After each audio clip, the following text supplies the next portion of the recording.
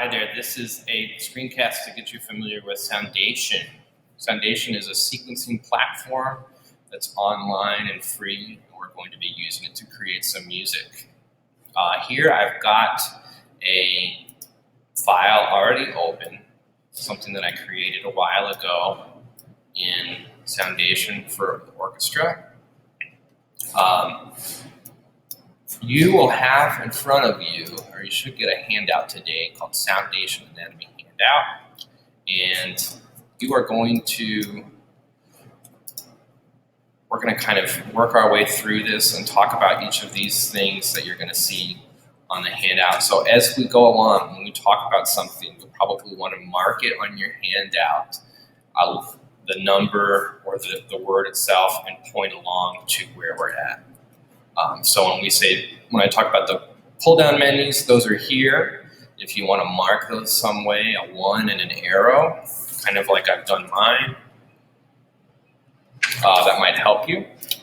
Here we go. So here are the pull-down options. This is where you're going to find save and open and creating a new song, just like in a word processing. It's not like Google. You do have to ask it to save. It won't just save things automatically like Google Docs will. Below that are our different cursors. The pointer is something that we can use just to grab different things on the program.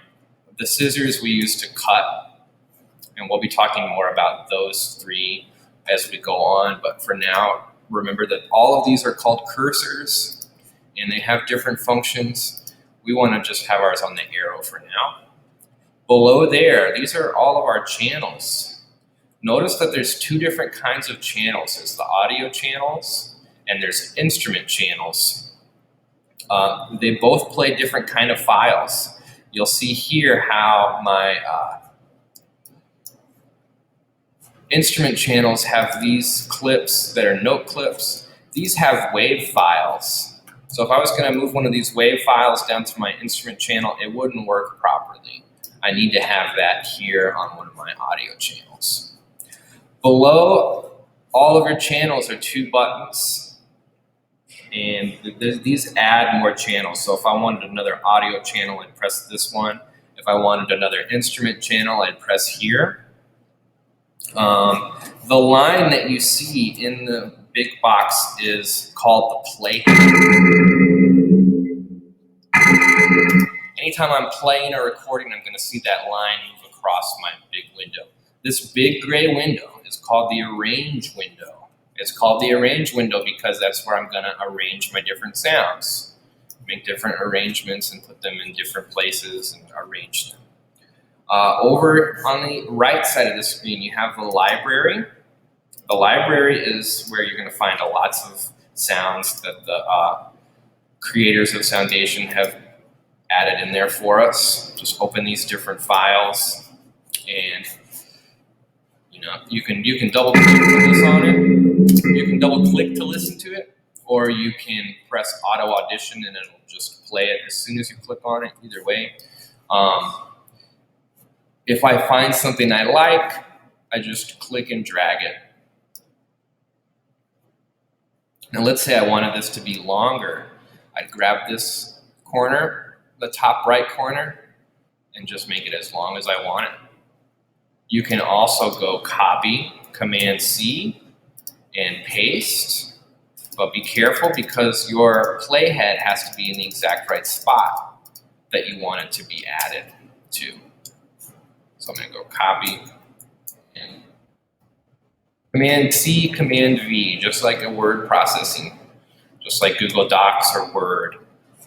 Let's keep talking about different buttons. Here's the library. Like I said, these are premium sounds. They're fun to look at, but unfortunately you have to have a premium account, a paid account to play those.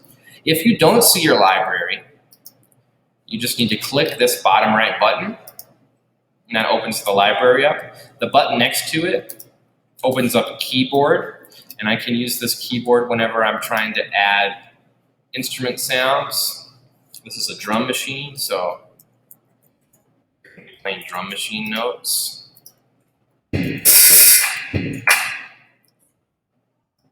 When I add an instrument channel, I can choose the instrument that I want from the drop down. Notice how the audio channels don't have a drop down. A few more things down here at the bottom. These are your main controls. This takes me all the way back to the beginning. This moves me back just one measure. This moves me forward one measure. This is the metronome. If I'm recording something, I might want that metronome to play. Listen for that click that's real steady on the beat. That's the metronome. This is a loop button. Anytime I want to listen to just one thing, like let's say I'm trying to make just the drum beat and I want to make sure I get it just right, I can take this loop and make it as long as I want. That yellow line is my loop. And so if I have that loop going, it's always going to play that loop over and over, which is going to be useful sometimes if I'm just trying to listen to one part and get it just right. This here's the LCD. The LCD basically shows me where my playhead is at. So right now my playhead is in the third measure after the fourth beat. My playhead's now at the very beginning, first measure, first beat. This button here is my tempo, and I can make my song go faster or slower. Higher number means faster, lower number means slower, and that's beats per minute. So I started with mine on 92 beats per minute. 90 beats per minute. Going through the handout one more time real quickly. Drop down, cursor, that's not one of our things, but you'll want to remember that. Channels, arrange window, controls, LCD, add a channel. Oh yeah, I forgot about these, the zoom in and zoom out sliders.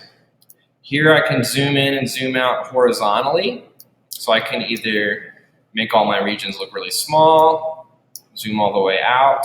This is useful if I have a really long song and I'm trying to arrange different things, or let's say I have one beat that I want to make go for a really long time.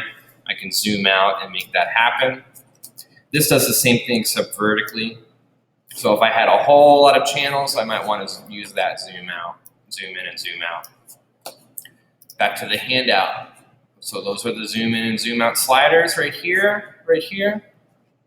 Here's the metronome button, the loop button, the tempo, the virtual keyboard, and one more, the library.